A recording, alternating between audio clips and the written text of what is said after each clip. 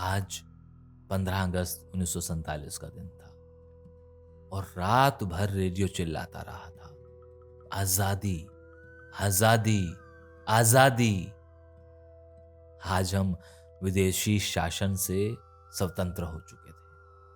मेरा दोस्त मुमताज इसलिए खुश था कि अब कोई भी एक पक्ष लेने, एक तरफा जाने का फैसला लेने के लिए आजाद था। मैं सुबह उसके कमरे में दाखिल हुआ। मेरा चेहरा अभी भी सामान्य नहीं था। क्या तुम जानते हो मुमताज, हम आधी रात के 12 बजे के बाद से आजाद हैं, मगर फायरिंग तो रात भर जारी रही है। रात भर अल्लाहू अकबर, हर हर महादेव और सत श्री अकाल के नारे बुलंद होते रहे। शायद यही ख्याल बुलंद कर रहे थे कि हमें आज़ादी नहीं चाहिए, हमें सिर्फ जिंदा रहना है, मगर हमें आज़ाद कर दिया गया तो हम मारे जाएंगे। एक उत्तेजित भीड़ एक इबादतगाह के बाहर हाथों में लाठियां उठाए एकत्रित हो चुकी थी। वहां से श्रद्धालुओं के अधजले जिस्म लारियों में डाले जा रहे थे। फौजी दस्ते उन्हें वहां से हटाने में सुबह सुबह ही जुट गए थे। हम दोनों उस दिन वहां से निकल नहीं पा रहे थे। आज़ादी की पहली सुबह थी और हम घरों में ही कैद रहने के लिए मजबूर थे। कोई चीज़ गले में अटकी महसूस हो रही थी। हम दिन भर चाय पीते रहे। मुमताज़ कह रहा था कि चल यार, थोड़ा बाहर निकल के आते हैं। मुझे नहीं पता चल रहा था उस समय क्या हो रहा है। लग रहा था कि रात भर जहर के सरोवर में तैरता रहा हूं। आसपास वहशियत, नफरत, हिकारत के बुलबुले मेरे जिस्म में कूट रहे थे। यह कौन सी जगह है? तुम क्या ठहर गए हो? मुमताज मुझसे पूछ रहा था। क्या तुम आज़ादी मिलने पर उदास हो? मगर मेरा सिलसिला नहीं रूठा। मुमताज कहे जा रहा था कि चल यार, एक बार आज़ादी का इस्तकबाल करते हैं। वह मुझे जहर के उस सरोवर से बाहर लाने की मशक्कत कर रहा था। हाँ, तुम ठीक कह रहे हो, हमें मिलकर इसका स्वागत करना होगा। हिंदुओं, मुसलमानों, सिखों, ईसाइयों की चारों तरफ फैली लाशों, बम्बों के विस्फोटों की भयानक आवाज़ों और हमें इस आज़ादी का मिलकर ही स्वागत करना होगा। तुमने सुना नहीं, दिल्ली और कराची दोनों ही दुल्हनों की तरह सजाई जा रही हैं। यह शादी की रात है, जश्न की रात।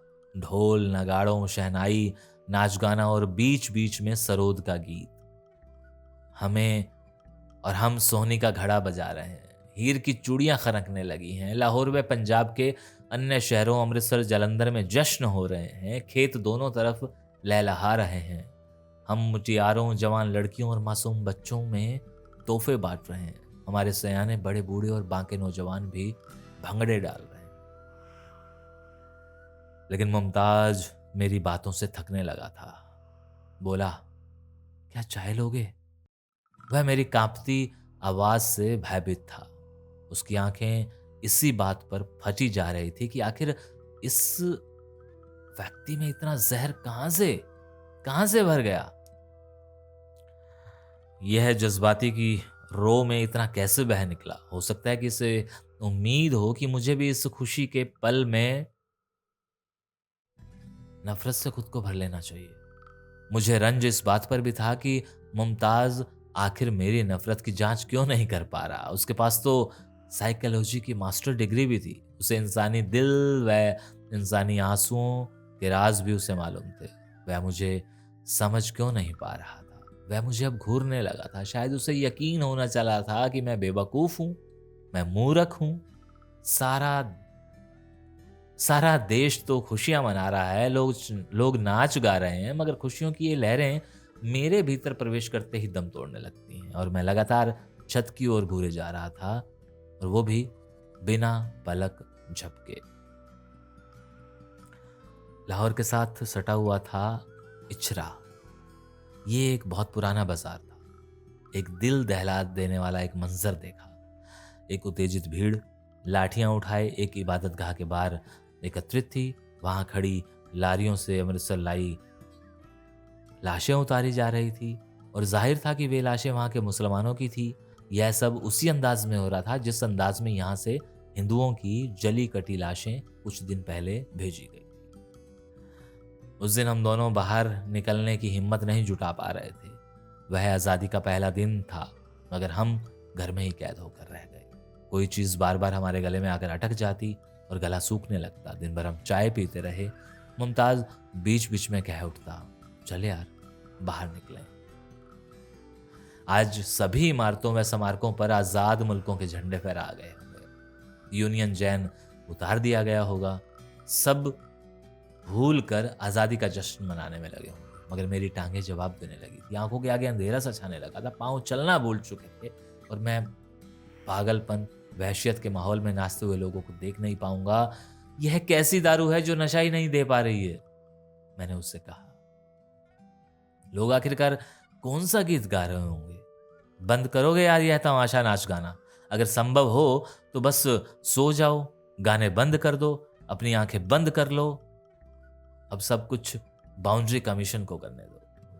वे जो 1-1.5 करोड़ लोग उजड़ रहे हैं ना, तकरीबन 90 लाख लोग रक्त से सने सड़कों पर करा रहे हैं ना, वे फसलें जो धू धू करके जल रही हैं ना, जलती हुई इमारतों से उठा हुआ दम, घोटू धुआं, इस माहौल में कैसे बाहर निकले? क्या देखेंगे? कैसे देखेंगे यार? मकान के नीचे गिरने वाली मंजिल से शोरगुल व आवाजें सुनाई दे रही थी। मुमताज नीचे आकर आया और देखा तो बता रहा था कि वहां अमृतसर से उजड़कर आया कोई परिवार आया है, 2 बच्चे हैं, बीवी है और उसका पति है। चीख चीख कर विलाप कर रहे हैं कि हम 15 लोग थे परिवार में, अब यहां सिर्फ 4 ही बचे हैं। ओह, यह सब क्या है? इतना तो पता था कि रेड क्लिफ की पिटारी में सांप था, वह पिटारी खोलने की हिम्मत नहीं जुटा पा रहा था। जब कालिदास की बसंत ऋतु आएगी तब रेड क्लिफ की पिटारी खुलेगी। रेड क्लिफ ने जो भी लकीरें खींची थी दरअसल झंडा फहराने की रस्मों के बाद ही पिटारी खुली थी। कौन सा इलाका किससे मिला था ये 17 अगस्त 47 को ही, यानी 14 व 15 अगस्त के 2 दिन बाद ही स्पष्ट हो पाया था। फिलहाल तो वारिस शाह की हीर, इकबाल की खुदी, टैगोर की गीतांजलि और मीर व गालिब की गजलें सभी कुछ हाशिए पर थे। उन्हें रेड क्लिफ बताएगा किसका ठिकाना कहाँ होगा। मुमताज, क्या तुम्हें मालूम है यह सांप कहाँ से आया था? क्या तुम्हें पता है कि चर्चिल ने कठपुतलियों के डांस थिएटर में अपने भाषण में कह डाला था कि 2 टुकड़े मीट भारतीयों के आगे डाल दिया गया है? वह भाषण वहां अभी भी दर्ज है। उधर हमारे गांधी बाबा कलकत्ता में शांति की गुहार लगाए हुए थे। मुमताज, क्या तुम्हें याद है वो सब कुछ?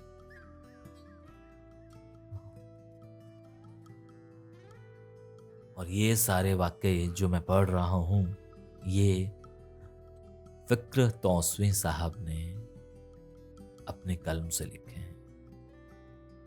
फिक्र तौसवी जो तोसा शरीफ से पैदा हुए।